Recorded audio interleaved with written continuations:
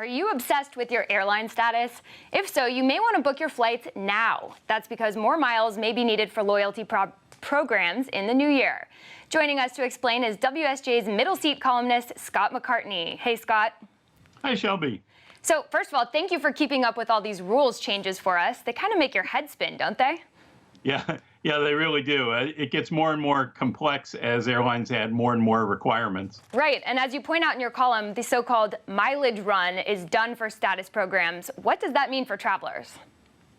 Well, the mileage run used to be a way you could take long, cheap flights and accumulate a lot of miles and use them for expensive tickets later on. Airlines killed that with two changes. One was it's a whole lot harder to find inventory of available award tickets. And the other is that American, Delta, United now all issue miles based on revenue. Southwest and others do this as well. So it's the miles you earn are determined by your ticket price, not the distance flown. But status still is determined largely by mileage. And so the mileage run has really become the status run. People use it to get better status that brings you upgrades, fee waivers, all kinds of perks. Right, lounges. How are savvy flyers boosting their elite qualification then these days? It really, about the best way you can go about it is topping up an account to hit a status level to keep your status or move up to a higher level. Airlines have added spending requirements to the status qualifications.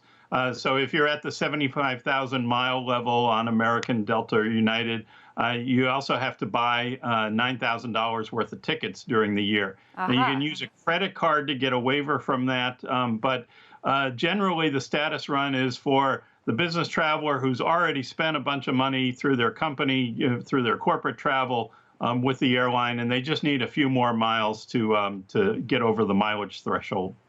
Right, and I'm sure airlines are always looking out for ways that people are gaming the system or figuring out easy ways to get these status programs. But I'm just curious, how much do these rules actually impact airlines' bottom line? Do people really pay up to hit these goals, or do customers eventually get disgruntled and give up? Well, I think there's both. I think there are some people who pay up. It's cheaper to pay up before the end of the year and do a status run. Airlines will offer you the chance to buy up your status after you don't qualify in the new year, and that's very expensive. That certainly helps their bottom line. I think the whole shift of the loyalty program to dollars rather than miles has made a significant difference for airlines. If you buy expensive tickets and you have some status, you're swimming in frequent flyer miles now.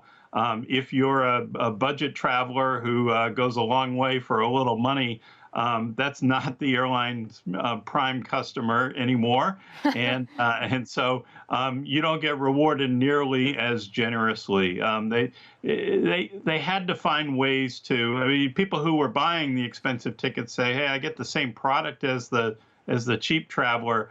So we see more and more differentiation between what you get as a premium customer versus a budget customer. Right. Those perks are getting sweetened.